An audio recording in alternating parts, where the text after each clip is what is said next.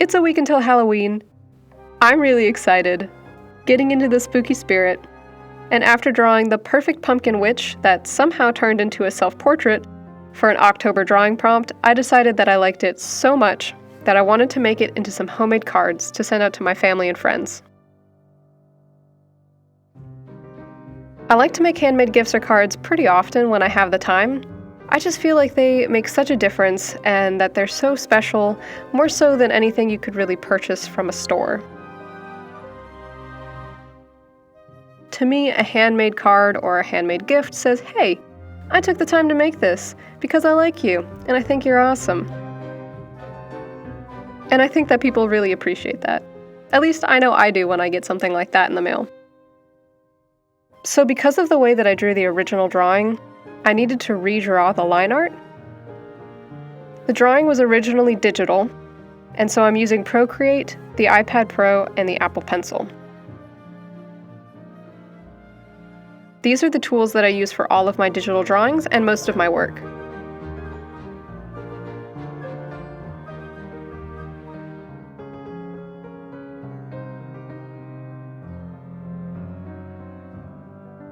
After I finished redrawing the line art, I exported the image as a PNG to my computer for printing.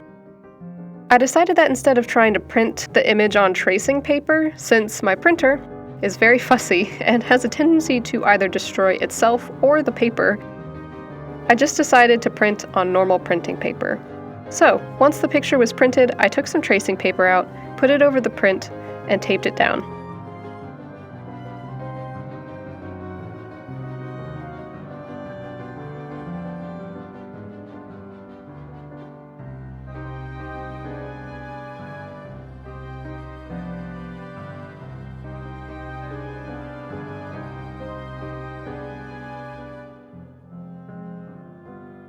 I then traced over the image.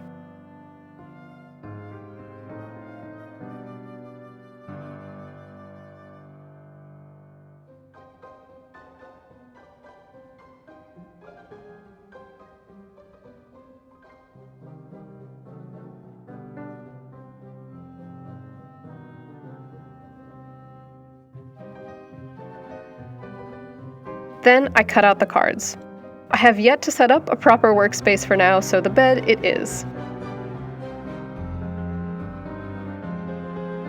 I used an old Christmas card for the sizing, and I just traced around it and cut it out.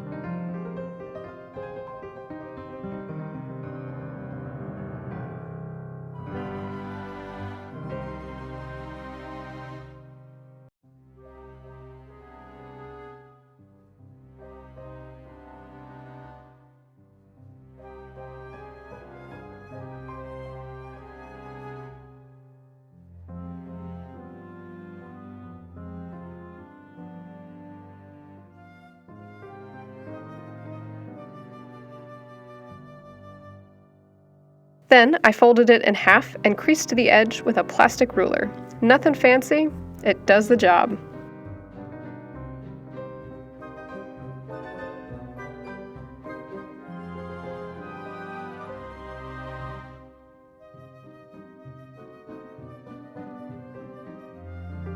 Now is time for the impression part of the tracing.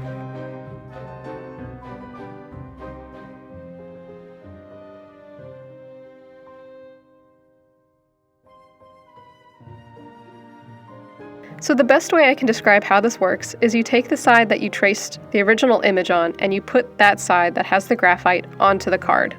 Then you just trace over the image again, and while you're tracing, the pressure from your pencil is essentially transferring the graphite onto your paper.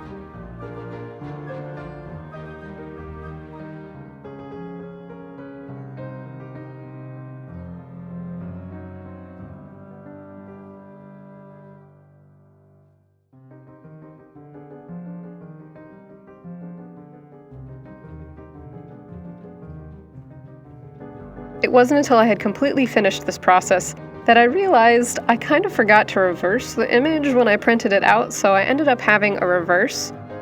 But since there isn't any text, it wasn't a big deal. Just make sure, if you're doing this on your own and you have text or a specific way the picture needs to be, to reverse the image on your computer before printing. Next, I eyeball measured the border with my ruler and added some corner filigree elements that were on the original digital art.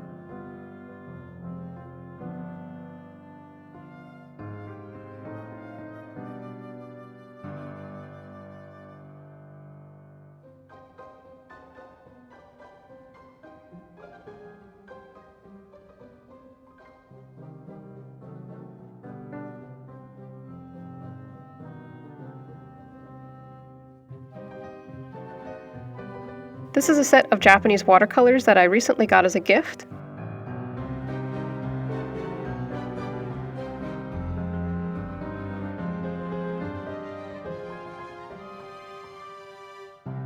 And this is my collection of brushes and calligraphy nibs that I have been adding to for years.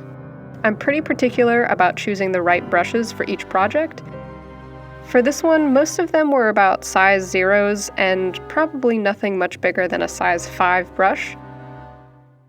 If you don't know brush sizes, don't worry, just pick the one that you think works best for the size of your project.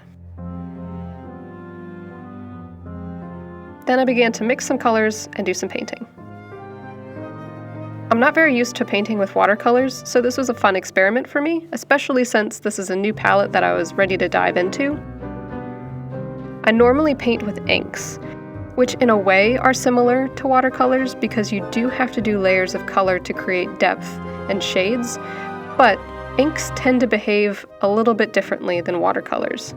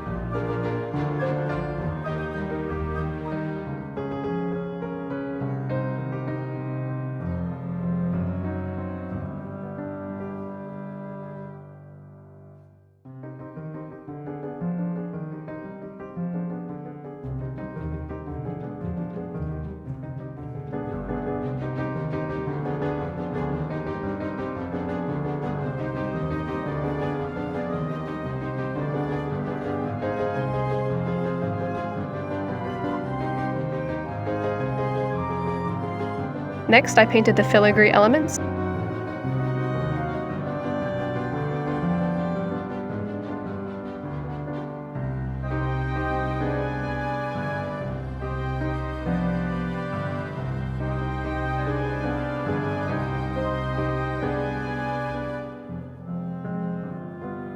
And now the front is done.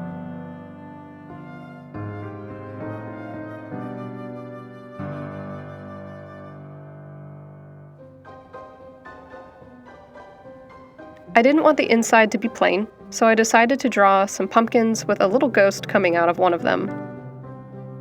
I wrote a spooky note,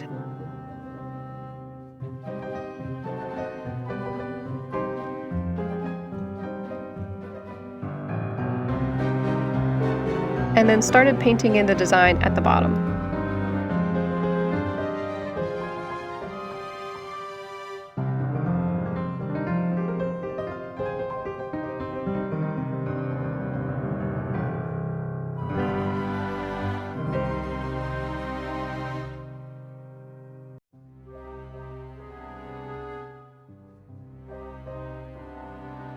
I found these awesome Halloween stickers recently, and I wanted to put them in with the card as a little surprise.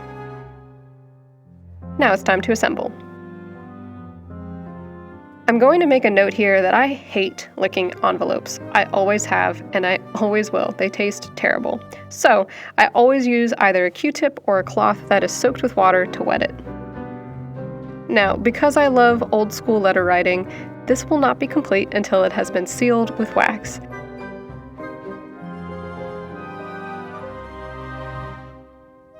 And then because I'm being a little extra, a coating of some gold paint on the raised wax to make it perfection.